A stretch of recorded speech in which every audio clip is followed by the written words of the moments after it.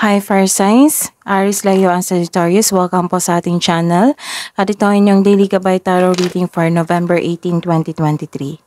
Please be reminded that this is general reading po, so maaari kayo makarelate o hindi. Just take what resonates. Gamitin ang reading na ito bilang gabay lamang. Balik po kayo dito bukas para sa ating Daily Gabay Tarot reading. Please like, subscribe, and click bell button for notification para po updated po kayo sa daily tarot reading natin. Para po sa gusto magpa-reading, maaari nyo pong makuhang link nasa description box po ito. Message nyo lang po ako sa Messenger. Maraming salamat po.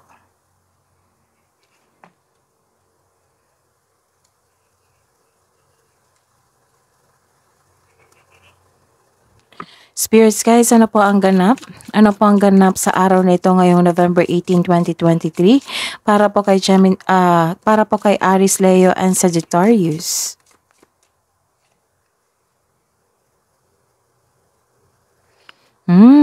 Panahon sa lovers, sa magkarelasyon, sa buhay mag-asawa.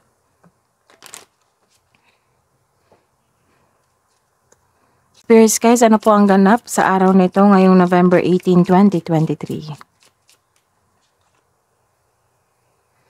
Maaring ang kaparehan niyo po is Gemini, Libra, and Aquarius.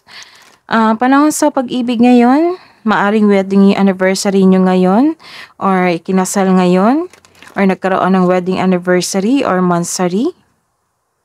You're taking time to your partner. Alamin pa natin. Ano pa po yung ganap sa araw na ito ngayong November 18, 2023? Aries, Leo, and Sagittarius. You have a concern. Maaring may concern ka sa inyong buhay pag-ibig, sa buhay mag-asawa, sa magkarelasyon.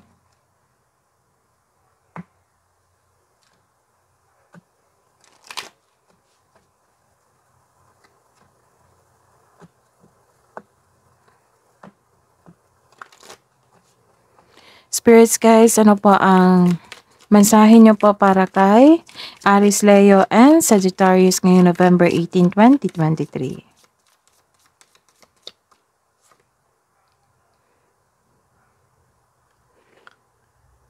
Sa araw nito, panahon talaga sa love life. Panahon sa love life ngayon. Some of you are giving someone a gift or blessings. You're sharing your blessings. Mensahe niyo po para kay Aries, Leo, and Sagittarius ngayong November 18, 2023. So this is the perfect time for giving or sharing your blessings. Nagkaroon ng honor.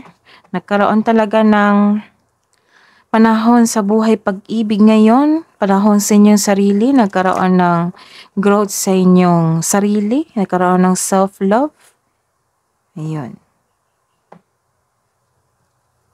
So, may perfect moment ang buhay mag-asawa ngayon at may sa mga may relasyon. Spirits guys, ano po ang energy ngayong araw na ito? November 18, 2023 para po kay Aries, Leo, and Sagittarius. Clarification po sa card na ito. Clarification po sa energy po ni Aries, Leo, and Sagittarius ngayong November 18. Career and money ni Aries, Leo, and Sagittarius ngayong November 18, 2023. Wow. Clarification po sa clarification po sa card na ito, na upright card.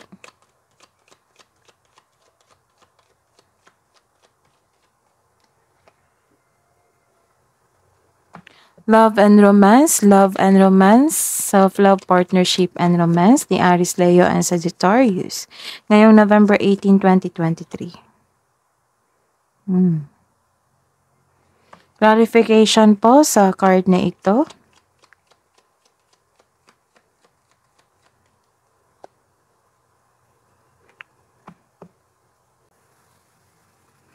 By the way, Aries, Leo, and Sagittarius, uploaded na po yung monthly gabay tarot reading nyo po for the month of December 2023. Visit nyo lang po yung channel natin. Scroll down nyo lang po. Hanapin nyo po yung Aries, Leo, and Sagittarius. Separated post po ito. Monthly gabay tarot reading for December 2023. Maraming salamat po. Sa araw na ito, ngayong November 18, 2023, para po kay Aries, Leo, and Sagittarius, you are inspired sa inyong trabaho.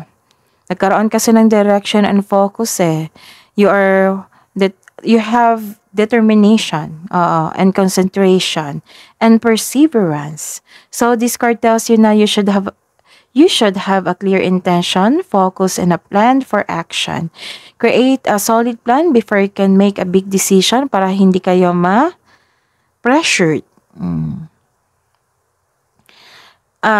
Listen to your intuition to guide you towards the next actions kasi malakas yung intuition ngayon, and you should listen to your intuition para magbigay ito ng guide towards your next action. So this card tells you na you have success in the face of difficulty. And the clarification is you are eager to learn. You are eager, nagkaroon ka ng action taken dito. You are inspired, nagkaroon kayo ng perseverance and concentration. You have a self-confidence here. And ito rin, you have eagerness to learn. May nakita ko may mensahe parating sa inyo. May mensahe na parating sa inyo. At may warning po dito na huwag magpadalos-dalos. Alamin at isipin ang next step. So, listen to your intuition. Ang paggawa ng matibay na plano. So, this is the two cards na nagsabi na kailangan mong mag-provide ng matibay na plano bago ka magsimula sa inyong gawain. Ito ay makatulong na mapalakas sa inyong confidence. And nakaramdam ka ng excitement. Nakaramdam ka dito ng excitement eh. Nagkaroon ka ng excitement at pag-usisa tungkol sa isang bagong pag-aaral o interes upang pagyamanin ang iyong sarili sa inyong sarili, sa kaalaman. And sa buhay, karera at sa kaperahan, nagkaroon ng generosity dito. You're sharing your resources, kaya nagkaroon ng giving dito. So this is the clarification of your card here and your card here. So this is the perfect time also na mag-share ka sa inyong blessings. Kasi nakikita ko dito na you are having generosity. Nakadepende sa inyo yung lahat ng tao kasi kayo po ay maasahan. Suporta na yung boss, mentor, or life coach will help move your career forward. Nakikinig ka sa inyong intuition. 1, 2, 3. So, listen talaga sa inyong intuition kasi ito yung magagabay sa inyo patungo sa right path. Magbibigay din ito ng isang message kung ano yung next step mo, next step na gawain. And nakikita ko naman dito na nag-iisip ka dito na naging wiser ka. You have a wise choices. And ang swerte nyo po kasi you have a support from your family, close friends, sa kasamahan sa trabaho, boss nyo, or may-ari ng kumpanya or business. Ayun. And the clarification is nag-iisip talaga kayo dito. Nag-iisip talaga kayo dito. And sa sobrang pag-iisip, ingatan lang po ha. Kasi sa sobrang pag-iisip, wala na kayong ginagawa. Puro pag-iisip na lang. So, ayun. Give time. Like for example, kailangan half day mag-iisip ako ng wise decision para hindi maulit naman yung nangyari, na hindi tama yung plan, yung decision ko. Ayun. So, kailangan may productivity kayo ngayong araw na ito. Masipag naman kayo dito. Kayo lang kung mag-iisip kayo, hihinto lahat. So, pwede kayo mag-isip, tuloy pa rin sa gawain. Mm. Or depende na sa inyong plano. Kasi nagkaroon ng kawalang interest dito eh. Kasi nag-iisip kayo, I'm not interested sa trabaho ko kasi nag-iisip ako. Huwag ganun. Nagkaroon ng pagwawalang kilos, ayun. Some of you bored ngayon sa trabaho o dismayado ka sa current position mo. Ayun. So this card tells you na kailangan labanan ang nararamdaman mo ngayon. Alalahanin mo yung inspiration mo sa buhay para ma-motivate ka. Pero nakikita ko naman dito motivated ka eh. So bantayan. Observe nyo, baka nagkaroon kayo ng stagnation ngayon. Hindi kayo nagbigay ng action ngayon kasi nag-iisip po kayo. So, try to balance your schedule. Try to balance your schedule habang nag-iisip ka. Kailangan kasi ng move forward dito eh. Siguro nag-iisip ka dito kasi may concern. Concern sa buhay pag-ibig, dala-dala mo sa inyong trabaho. So, try to separate trabaho, love life. Trabaho para sa kaperahan, separate niyo po. Trabaho, kaperahan, love life sa sarili. Try to balance. Kung magkaroon ng stagnation sa love life, kailangan maging productive yung tatlo. Yung kaperahan, karera, sa inyong sarili. Ayun. Basta po, yung isa, pahinga, dapat ang tatlo, nagtatrabaho para hindi magkaroon ng stagnation or hindi kayo ma-burn out. Kasi kung mag-stop ka, stop lahat, marami kayong gagawin. Sa susunod na araw, mababurn out pa rin kayo. Ayun. So, try to balance. Try to have a solid plan. Tama to? Itong dalawang card nito, try to have a solid plan para productive kayo sa araw-araw. Try to schedule. Para hindi magkaroon ng dito, stagnation talaga. Nag-iisip kayo kasi dito kung alin ba mas mabuti, parang may choices dito. Naging wiser kasi dito nakikita ko naging wise ka. Pero try to have a solid plan na hindi magkaroon ng stagnation talaga. Ayun. So next, forward tayo. Sa buhay pag-ibig, nagkaroon po ng anxiety dito at pag-alala dahil sa kaka-overthink. Ang conflict ay bahagi ng bawat relasyon. Baka may conflict pa kayo dito kaya kasi may concern. Conflict, this is a concern from the marriage, the married people. Sa magkarelasyon, may nakita kong conflict dito. Ang conflict ay bahagi ng bawat relasyon. So the card tells you the communication is the key. Maaring maggawa ng move o schedule na mag-usap kayo ng mahinahon. Maaring itong pinag-iisipan nyo na nagkaroon ng wise choices dahil sa pag-ibig ito. Try to separate sa trabaho mo and sa love life mo para hindi lahat down. Baka ma-burn out kayo dyan. Sa sobrang pag-iisip. Nagkaroon kasi ng overthinking dito Overanalyzing the situation. Ayun, nagkaroon ng pagwawalang kilos. And this is the clarification. Clarification ito sa inyong card here na nagkaroon ng generosity din. This is Queen and King. So, nagkaroon ng generosity dito, giving. This is the perfect time.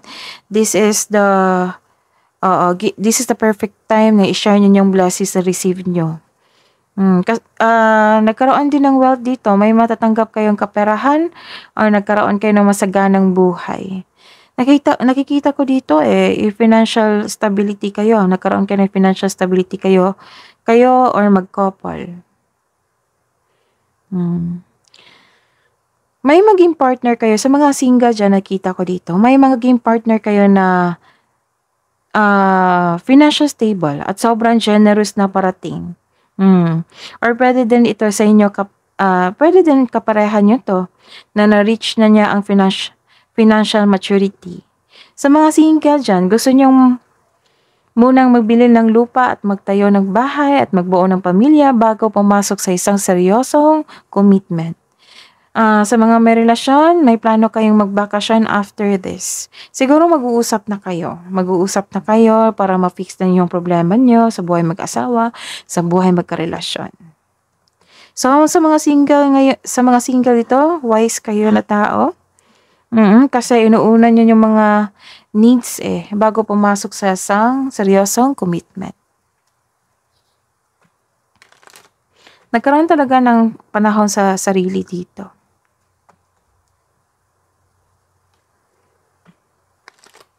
So, may concern pala kayo sa inyong sarili at sa inyong kapareha.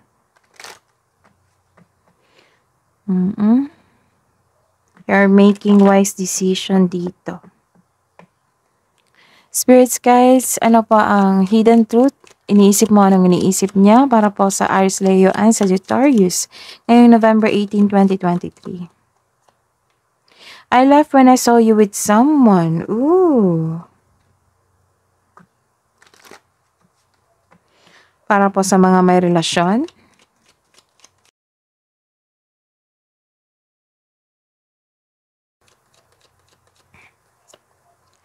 I look for you everywhere.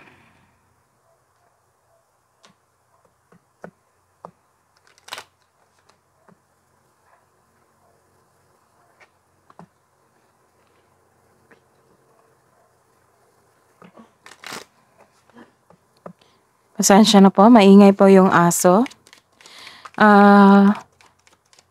Spirits guys, ano po yung mensahe niyo po para sa mga single na Aries, Leo, and Sagittarius?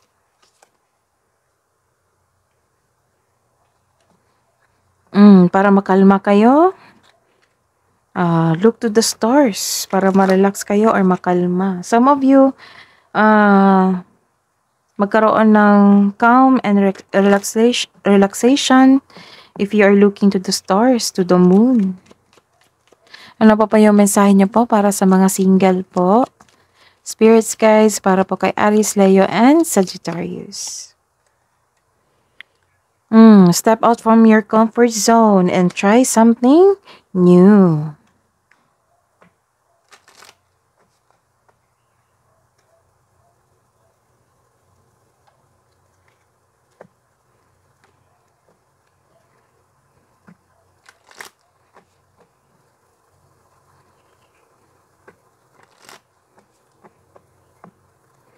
Spirits guys, sa mga mag-asawa po, sa mag-tsawa, sa mga may relasyon, Aries, Leo, and Sagittarius.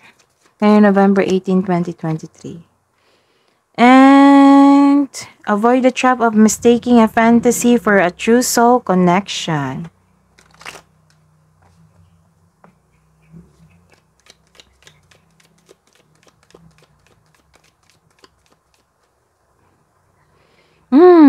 May away talaga kayo dito, kaya pala nag-iisip ka. Maaring may concern kayo sa kaperahan, yung mag-couple. Basta po nagkaroon po dito ng overthinking, overanalyzing, nagkaroon ng anxiety sa pag-iisip. Kasi nagkatampuhan kayo, nag-aaway kayo, or nagtampuhan kasi hindi nagkaroon ng oras para sa isa't isa.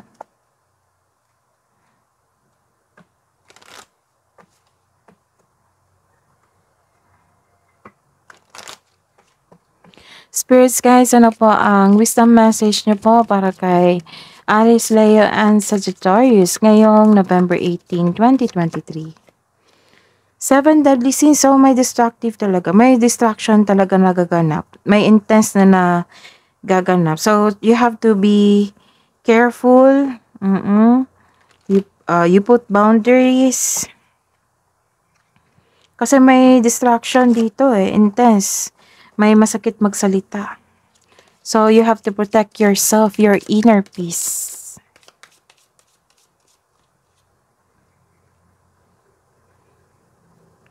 Blaze your own trail, originality, uniqueness. So, may ganap siguro dito na sa inyong buhay karera na nag-create kayo ng product na which is unique and original.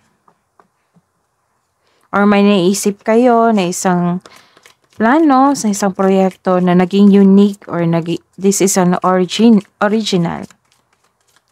Ayun.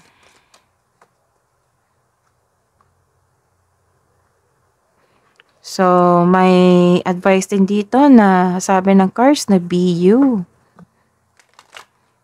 Be true to yourself.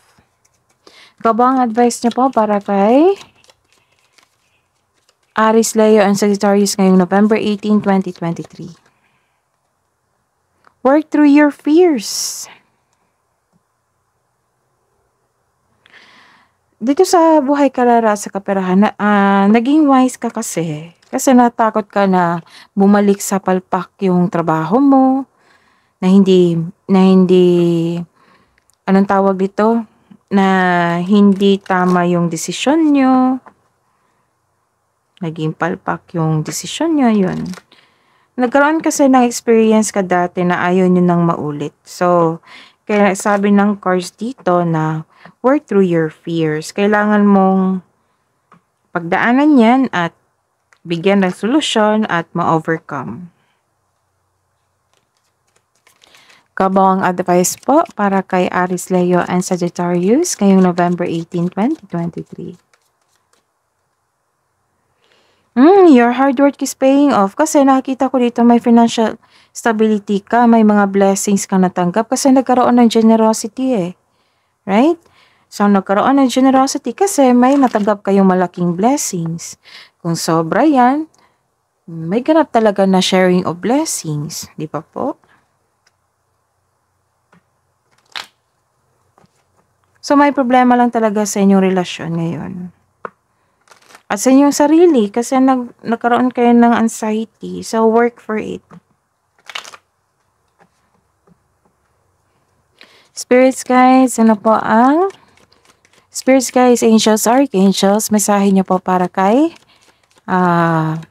Aries, Leo, and Sagittarius ngayong November 18, 2023. Yes, because si Aries, Leo, and Sagittarius, magaling yan na leader. Subok na yan. So, comment down nyo lang po na most of you na naging leader sa isang grupo. So, sabi ni Archangel Gabriel, it is time for you to assume your leadership power and position and lovingly guide others. Spirits guides, angels, archangels, guardian angels, mensahe niyo po para kay Aries, Leo, and Sagittarius ngayong November 18, 2023. Message from Archangel Michael. You are safe. Wow. I am protecting you against lower energy and guarding you, your loved ones, and home. That is your reading po, Aries, Leo, and Sagittarius ngayong November 18, 2023. Please like, subscribe, and click bell button for notification para po updated po kayo sa daily tarot reading natin. Maraming salamat po.